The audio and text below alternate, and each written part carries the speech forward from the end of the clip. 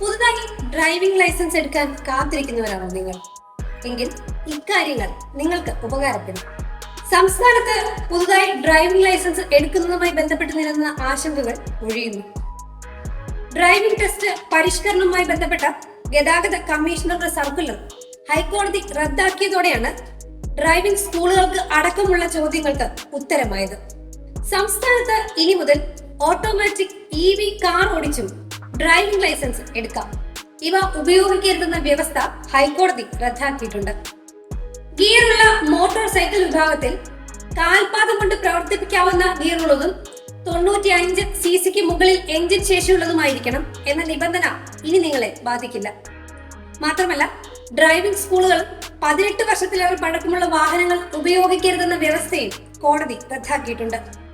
Motor cycle ലൈസൻസിനുള്ള road test വാഹന ഗതാഗതമുള്ള റോഡിലായിരിക്കും.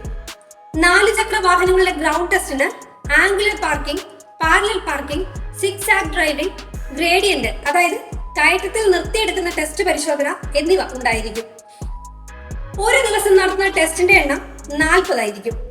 ടെസ്റ്റിന് ഉപയോഗിക്കുന്ന വാഹനങ്ങളിൽ ഡ്രൈവിംഗ് സ്കൂൾ ഉടമകൾ ഡാഷ്ബോർഡ് ക്യാമറ സ്ഥാപിക്കണമെന്നതും വെഹിക്കിൾ ലൊക്കേഷൻ ട്രാക്കിംഗ് ഡിവൈസ് സ്ഥാപിച്ച് ഇതിലെ വിവരങ്ങൾ 3 മാസം സൂക്ഷിക്കണമെന്നുമുള്ള ഗതാഗത കമ്മീഷണറുടെ നിബന്ധനയും കോടതി തള്ളിയിട്ടുണ്ട്.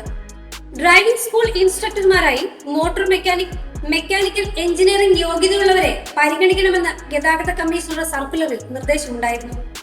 എന്നാൽ ഇവരെ മാത്രമേ നിയമിക്കാവൂ എന്നില്ല. കേന്ദ്ര സർക്കാർ നിഷ്കർഷിച്ചിരിക്കുന്ന യോഗ്യത പരിഗണിച്ചായിരിക്കണം നിയമനം. ഡ്രൈവിംഗ് പരീക്ഷ പരിഷ്കരണം നിരവധി പ്രതിഷേധങ്ങൾക്ക് കാരണമായിരുന്നു. മാത്രമല്ല, പുതുതായി ലൈസൻസ് എടുക്കാൻ പദ്ധതിയിട്ടവർ മടിച്ചു നിൽക്കുകയും ചെയ്തു.